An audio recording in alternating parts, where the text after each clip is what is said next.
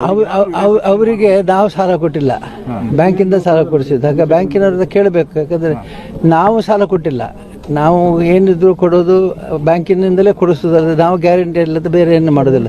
ಅವರು ಕೇಳಿ ಏನಾದ್ರು ಸಾಧ್ಯ ಇದ್ರೆ ಮಾಡ್ತೀವಿ. ಯಾವಾಗ ಇವರು ಲೋನ್ ಮನ್ನಾ ಮಾಡಿ ಅಂತ ಹೇಳಿದ್ರೆ ಅದು ನಮ್ದಲ್ಲ ಅಂತ ಹೇಳ್ತಾರೆ. ಮನೆ ಮನೆಗೆ ವಸೂಲಿ ಮಾಡಬೇಕಾದ್ರೆ ಇದ್ರ ಧರ್ಮಸ್ಥಳದ ದುಡ್ಡು ಅಂತ ಹೇಳ್ತಾರೆ. ಅದಕ್ಕೆ ಜನ ಇದನ್ನ ಅರ್ಥ ಮಾಡ್ಕೋಬೇಕು, ಜನರು ಜಾಗೃತರಾಗಬೇಕು. ಇದು ಧರ್ಮಸ್ಥಳದ ಧರ್ಮದರ್ಶಿಗಳಾದಂತಹ ಡಾಕ್ಟರ್ ವೀರೇಂದ್ರ ಹೆಗಡೆ ಅವರು ಅಂಕೋಲಾದ ಪ್ರಕೃತಿ ವಿಕೋಪಕ್ಕೆ ತುತ್ತಾದಂತಹ ಸಂತ್ರಸ್ತರಿಗೆ ಭೇಟಿ ಮಾಡೋದಕ್ಕೆ ಹೋದಂತಹ ಸಂದರ್ಭದಲ್ಲಿ ಪತ್ರಕರ್ತರು ಒಂದು ಪ್ರಶ್ನೆಯನ್ನ ಕೇಳ್ತಾರೆ.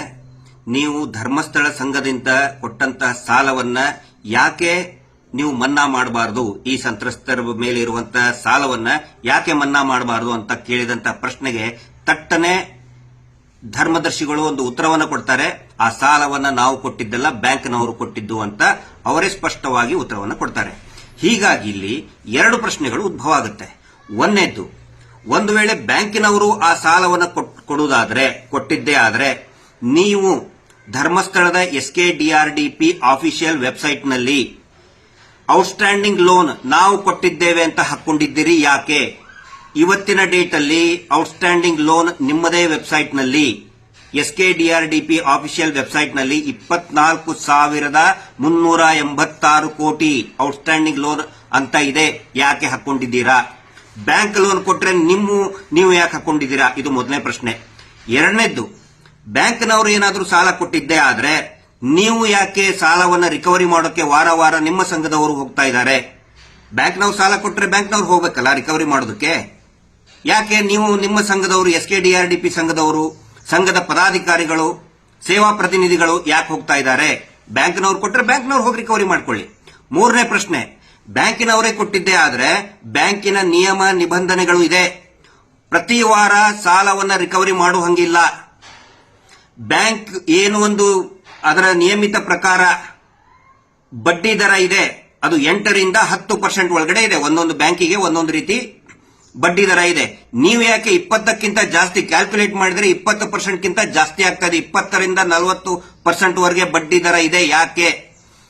ನೀವು SKDRDP ನಾವು ಗ್ರಾಮೀಣಾಭಿವೃದ್ಧಿ ಮಾಡ್ತೀವಿ ಅಂತ ಹೇಳ್ತಾ ಇದ್ದೀರಿ, ಆದ್ರೆ ಬ್ಯಾಂಕಿನವ್ರು ಕೊಟ್ರೆ ನೀವು BC ಟ್ರಸ್ಟ್ ಏಜೆಂಟ್, ನೀವು you are commission agent, commission ದುಡ್ಡು ತಗೊಳ್ಳುವಂತ ಏಜೆಂಟ್ ನೀವು. ಇದರಲ್ಲಿ ಅಭಿವೃದ್ಧಿ ಹೇಗೆ ಬಂತು, ಗ್ರಾಮೀಣ ಅಭಿವೃದ್ಧಿ ಹೇಗೆ ಬಂತು? ಇದನ್ನಕ್ಕೆ ನೀವು ಉತ್ತರವನ್ನ SKDRDP ಮುಖ್ಯಸ್ಥರು ಮತ್ತು ಧರ್ಮದರ್ಶಿಗಳು ಇದಕ್ಕೆ ಉತ್ತರವನ್ನ ಕೊಡಲೇಬೇಕು. ನೀವು ಹೇಳಬಹುದು ನಾವು ನಮ್ಮ ಸಂಘದಿಂದ ನಾವು ವಾರ ವಾರ ಕಲೆಕ್ಟ್ ಮಾಡ್ತೀವಿ ಅಂತ ಹೇಳಿ. ಸಂಘದ ನಿಯಮಗಳನ್ನ BC ಟ್ರಸ್ಟ್ಗೆ ಅನ್ವಯ ಮಾಡೋದಕ್ಕೆ ಆಗೋದಿಲ್ಲ. ಆ ಸಂಘ ಏನಿದೆ ನೀವೇ ಹೇಳ್ಕೊಂಡಂಗೆ, ನಿಮ್ಮ ಟ್ರಸ್ಟ್ ನಲ್ಲಿನೇ ಬರ್ಕೊಂಡಂಗೆ, ನಿಮ್ಮ ವೆಬ್ಸೈಟ್ ನಲ್ಲೇ ಬರ್ಕೊಂಡಂಗೆ it is a non profit trust, ಲಾಭರಹಿತ ಟ್ರಸ್ಟ್ ಇರೋದ್ರಿಂದ ನೀವು ಆ ನಿಯಮಗಳನ್ನ ಕಮಿಷನ್ ಏಜೆಂಟ್ ಇರುವಂತಹ BC ನಿಯಮಕ್ಕೆ ಬಿಸಿನೆಸ್ ಕರೆಸ್ಪಾಂಡೆನ್ಸ್, ಬ್ಯಾಂಕ್ ಬಿಸಿನೆಸ್ ಕರೆಸ್ಪಾಂಡೆನ್ಸ್ಗೆ ಅನ್ವಯ ಮಾಡೋಕ್ ಆಗೋದಿಲ್ಲ. ಅದಕ್ಕೆ ನಾವು ಪದೇ ಪದೇ ಹೇಳ್ತಾ ಇರೋದು, ನೀವು ಮೆಡಿಕಲ್ ಶಾಪ್ ಲೈಸೆನ್ಸ್ ಅನ್ನ ತೋರಿಸಿ ವೈನ್ ಶಾಪ್ ನಡೆಸ್ತಾ ಇದ್ದೀರಿ.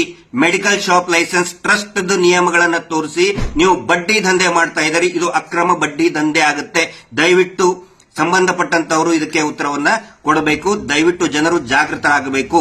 ಯಾವಾಗ ಇವರು ಲೋನ್ ಮನ್ನಾ ಮಾಡಿ ಅಂತ ಹೇಳಿದ್ರೆ ಅದು ನಮ್ದಲ್ಲ ಅಂತ ಹೇಳ್ತಾರೆ. ಮನೆ ಮನೆಗೆ ವಸೂಲಿ ಮಾಡಬೇಕಾದ್ರೆ ಇದ್ರ ಧರ್ಮಸ್ಥಳದ ದುಡ್ಡು ಅಂತ ಹೇಳ್ತಾರೆ. ಅದಕ್ಕೆ ಜನ ಇದನ್ನ ಅರ್ಥ ಮಾಡ್ಕೋಬೇಕು, ಜನರು ಜಾಗೃತರಾಗಬೇಕು. ಇದು ಒಂದು ಗೋಲ್ಮಾಲ್ ನಡೀತಾ ಇದೆ, ಒಂದು ಅಕ್ರಮ ಬಡ್ಡಿ, ಮೀಟರ್ ಬಡ್ಡಿ ದಂಧೆ ನಡೀತಾ ಇದೆ.